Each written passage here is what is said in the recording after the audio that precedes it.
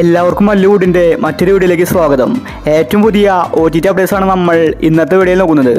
ആദ്യത്തെ അപ്ഡേറ്റ് ത്രയം എന്ന സിനിമയെക്കുറിച്ചാണ്. ഇതൊരു ത്രില്ലർ സിനിമയാണ്. സിനിമ തിയേറ്ററുകളിൽ പരാജയപ്പെട്ടു.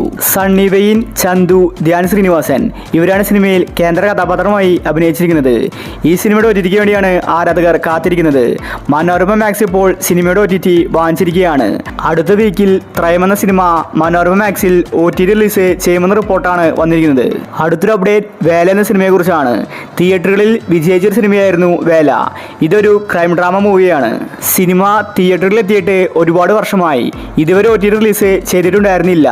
സണ്ണി വെയിൻ, ഷെയ്ൻ നിഗം, അതിഥി ഇവരാണ് സിനിമയിൽ കേന്ദ്ര കഥാപാത്രമായി അഭിനയിച്ചിരിക്കുന്നത്.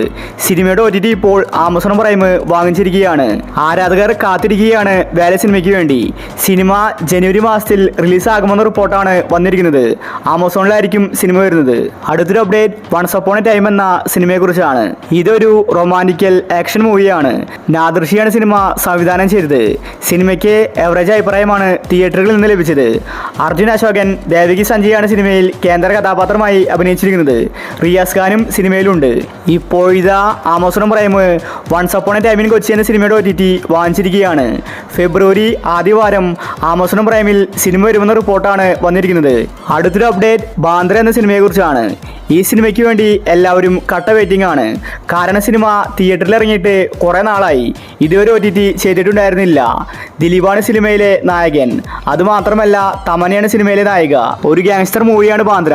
ഇപ്പോഴിതാ ആമസോൺ പ്രൈം കമ്മിങ് സൂൺ എന്ന പോസ്റ്റർ പുറത്തുവിട്ടിട്ടുണ്ട്. ബാന്ദ്ര സിനിമ ഉടനെ തന്നെ ആമസോൺ പ്രൈമിൽ റിലീസാകുമെന്ന റിപ്പോർട്ടാണ് വന്നിരിക്കുന്നത്.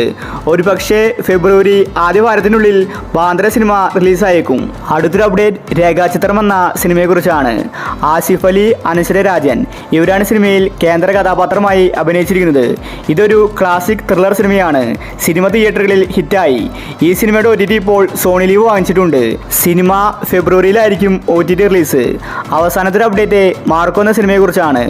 ഉണ്ണിമുകുന്ദൻ, ജഗദീഷ്, സിദ്ദിഖ് ഇവരാണ് സിനിമയിൽ അഭിനയിച്ചിരിക്കുന്നത്. സിനിമ തിയേറ്ററുകളിൽ വിജയിച്ചിട്ടുണ്ടായിരുന്നു. 100 കോടി ക്ലബിൽ ഇടം പിടിക്കുകയും ചെയ്തു. ഉണ്ണിമുകുന്ദൻ്റെ കരിയറിലെ ഏറ്റവും മികച്ചൊരു സിനിമയായിരുന്നു മാർക്കോ. ഇപ്പോഴിതാ സോണി ലീവ് സിനിമയുടെ OTT വാങ്ങിച്ചിരിക്കുകയാണ്. മാർക്കോ സിനിമ ഫെബ്രുവരി ആദ്യവാരമാണ് റിലീസ്. അപ്പോൾ ഇനി നിങ്ങൾ കാത്തിരിക്കുന്ന OTT മൂവി ഏതാണ്? അഭിപ്രായങ്ങൾ താഴെ കമൻറ്റ് ചെയ്യുക. ഇതുപോലത്തെ OTT അപ്ഡേറ്റ്സിന് വേണ്ടി ഈ ചാനൽ മറക്കാതെ സബ്സ്ക്രൈബ് ചെയ്യൂ.